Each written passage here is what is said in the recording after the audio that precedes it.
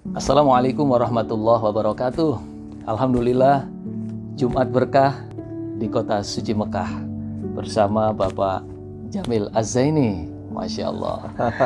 Senang saya bisa ketemu Mas Uday. Sama-sama Pak Jamil, kita silaturahim.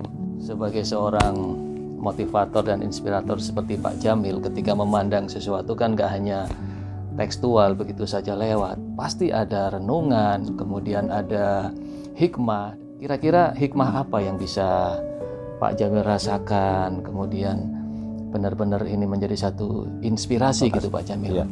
Iya Mas Uday. Jadi saya sebelum berangkat ke Tanah Suci itu selalu tergoda dengan hadis penjelasan bahwa sholat di Masjidil Haram itu pahalanya 100.000 kali lipat dibandingkan dengan masjid-masjid yang lain di Indonesia atau di tempat lain ya. Iya betul. Kemudian saya cari apa istimewa. Tentu itu ketetapan Allah ya. Tapi sebagai orang yang memang menggeluti leadership, saya bertanya, apa ya kok bisa lebih dari 100.000 kali lipat ya? Ternyata menarik Mas Uday.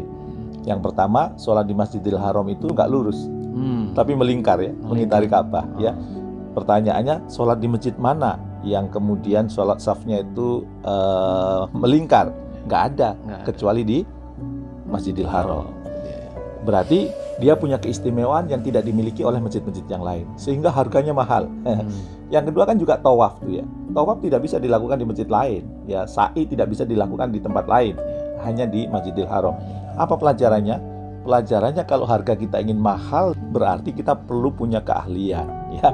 Keahlian yang memang itu khas buat kita, yang itu memang itu mencerminkan kita gitu. Jadi itulah yang membuat orang itu harganya mahal. Yang kedua itu kan ada air Zam-Zam ya. Itu peninggalan Nabi Ibrahim sudah ribuan tahun yang lalu, sampai sekarang masih ada. Jadi kalau kita harganya makin mahal, ya kita juga perlu banyak peninggalan-peninggalan yang bisa kita lakukan, yang itu dirasakan generasi-generasi berikutnya. Dan yang ketiga itu doa-doa di Masjidil Haram itu kan mustajab, makbul. Berarti apa hikmahnya? Hikmahnya kalau harga kita ingin mahal, maka kita perlu menjadi sumber solusi buat banyak orang. Nah, itu harganya akan mahal. Jadi itu hikmah yang saya petik. Oh, berarti saya harus meningkatkan keahlian saya, meningkatkan ciri khas saya. Oh, saya berarti harus melakukan sesuatu yang itu dampaknya jangka panjang. Oh, saya harus memberikan solusi buat orang lain supaya harganya mahal. Ya kayak Masjidil Haram ya.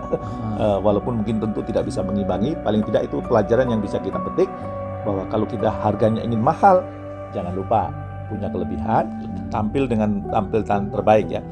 Yang kedua itu kita punya karya yang jangka panjang gitu. Karya jangka panjang dan yang dinikmati oleh banyak orang. Iya, Dan kemudian sumber solusi. Sumber solusi. Iya. Jadi anfa'uhum linnas ya. Iya.